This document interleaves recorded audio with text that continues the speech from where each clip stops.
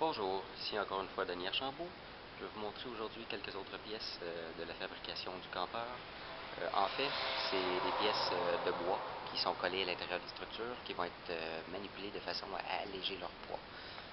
De façon à sauver probablement en théorie jusqu'à un cinquième ou même un quart du poids de bois brut du véhicule. Ce qui devrait ôter presque 2000 livres. C'est beaucoup. C'est considérable. Je vais vous montrer ici un petit peu de quelle façon je travaille le bois.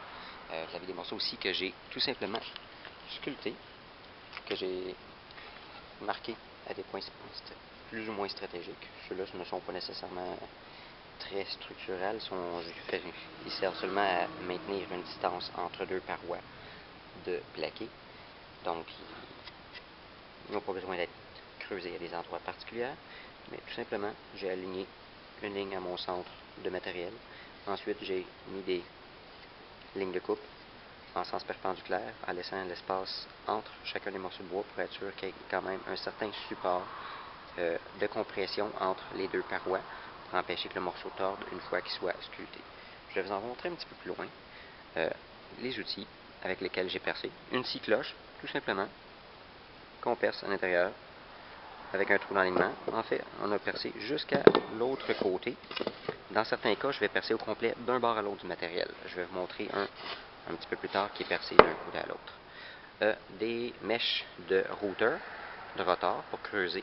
Ils servent beaucoup en ameublement pour faire la finition des meubles. Tout simplement ici, vous avez une mèche au carbure pour gruger. C'est vraiment à la main, donc c'est pas très précis, mais ça n'a pas besoin d'une précision cette portion-là déjà. J'ai beaucoup de mèches de perceuse d'utiliser, de différentes grandeurs, un pointeau pour aligner les points avant de faire les coupes, avant de tailler avec les scies. On peut faire un point même dans le bois pour aligner les mèches pour être sûr de ne pas creuser de côté. Beaucoup de ciseaux à bois, bien sûr. Ici, vous voyez une pièce qui a été percée. Ça va être à côté, derrière la cabine, entre la cabine et l'habitacle arrière. C'est une portion qui n'est pas structurelle du tout, celle-là. Elle sert vraiment juste de maintenir une distance entre les deux plaqués pour faire un dégagement, puis mettre l'isolation interne. Parce que je mets une isolation externe avec le foam, qui va faire ma composite extérieure du véhicule pour donner une certaine apparence.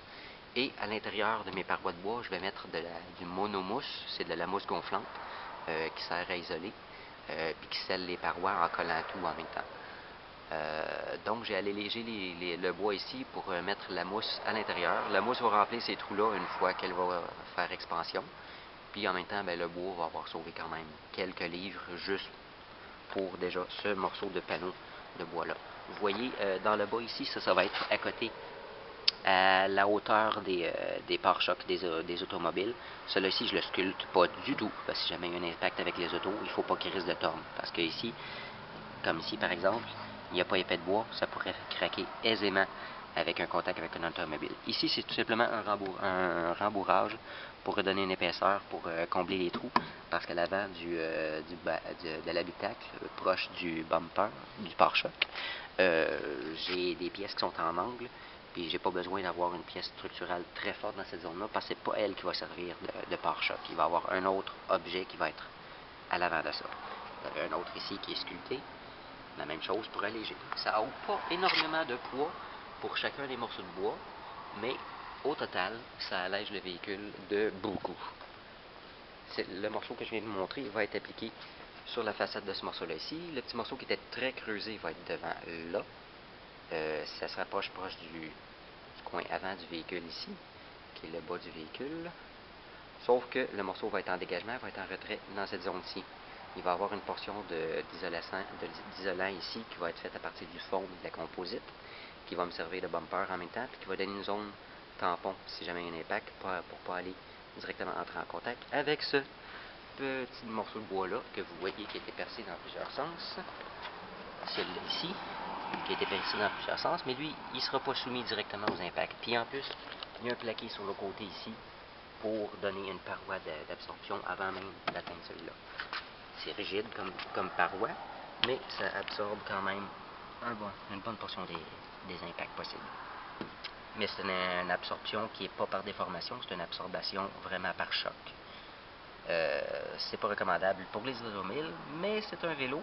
Puis c'est pour ça que je mets l'isolation à base de foam à l'extérieur et de composite pour donner une zone tampon. Ça donne au moins une zone d'1 pouce d'épais pour la portion qui est appliquée sur la structure, mais j'ai un bumper qui devrait être tout le tour de la carlingue qui va me donner une absorption sur une distance, donc une absorption par déformation qui est replaçable et qui n'est pas une déformation finale. C'est par des pare-chocs finalement, par des tubes amortisseurs et des ressorts amortisseurs, pas vraiment des ressorts étant donné que ça va être air comprimé, mais ça fait le même principe qu'un ressort. Donc c'est déformable et reformable. Ici vous voyez, j'ai une autre zone qui a été appliquée. Vous avez vu sur l'autre côté, il y avait une zone qui avait un vide de bois. C'est parce que cette portion de bois là ici va être embouffée à l'intérieur. Ça ici, c'est l'équivalent du contour de l'autre pièce qui était au sol. Puis ici, vous voyez, en arrière de l'habitacle, qui est en arrière du passager, ça ici, la porte devrait être à côté, sur le côté ici. C'est une portion qui est plus ou moins structurale, mais qui n'est pas à hauteur des chocs avec les automobiles. Donc, je l'ai allégé au maximum. À l'intérieur ici, vous avez une jaune qui va être placée devant mes roues. La portion ici, ça va être pour l'espace pour le passage des roues. Puis cette pièce-là ici, ben, elle va être appliquée là, une fois collée. Il va y avoir des parois de chacun des côtés qui vont aller ici, qui vont me donner une petite structure de support. Un autre plaqué qui va être ici en fait. Qui sont plus ou moins serrés. Il faut laisser la place pour que la colle puisse prendre la place et vraiment accoter les morceaux. S'il n'y a pas d'espace entre les morceaux de bois pour installer la colle, que la colle est trop mince, elle va fuir au moment de coller, puis il risque d'avoir beaucoup de zones pour lesquelles il n'y aura pas de colle, et d'autres qui vont avoir beaucoup plus de colle, ce qui va faire que la charge structurelle va être mal répartie s'il y a des mouvements de torsion à l'intérieur de la structure, puisque le bois est beaucoup plus rigide que la colle elle-même. La colle est élastique et le bois est rigide. Donc, s'il y a des zones qui sont collées, le bois pratiquement directement en contact avec la portion adjacente, sans colle au milieu, puis d'autres zones où la colle est très épaisse, puis si jamais il y a un effort de torsion qui va être fourni à la pièce structurelle qui est mise ici, la zone où la colle est épaisse va être, étant donné qu'elle est plus élastique, ne prendra presque pas de charge par rapport aux autres zones où le bois va être pratiquement à côté sur la portion adjacente. Donc l'effort ne sera pas uniforme sur la pièce, donc elle va être beaucoup moins forte qu'elle devrait l'être.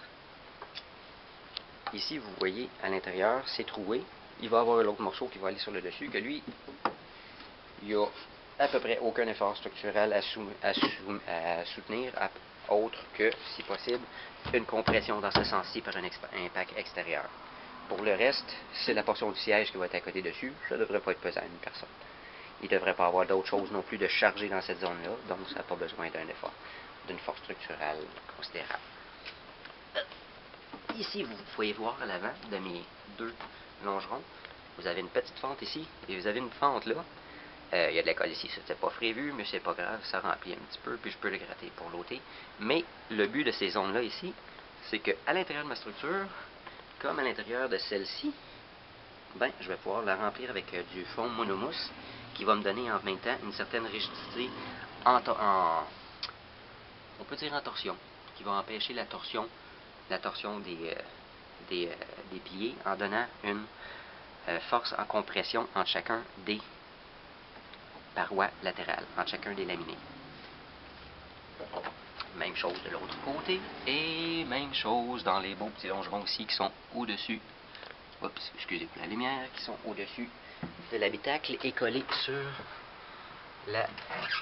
entre la cabine et l'arrière. Vous pouvez voir à l'intérieur, il y a déjà un petit peu de mousse que j'ai mis à l'intérieur. J'ai récupéré un peu de mousse que j'ai utilisé dans un autre système pour la foutre ici au fond. Puis je vais en mettre jusqu'en haut pour fermer tout ça pour qu'il y ait une certaine rigidité en torsion. Encore une fois.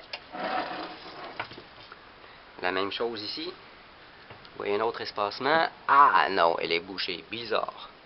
Mais tout ça ici, étant donné que ça ne subit un effort seulement, ça tient à retenir le pare-brise, puis ça va fonctionner en effort latéral uniquement, presque, en effort frontal, si jamais il y a un impact qui se fait sur le pare-brise.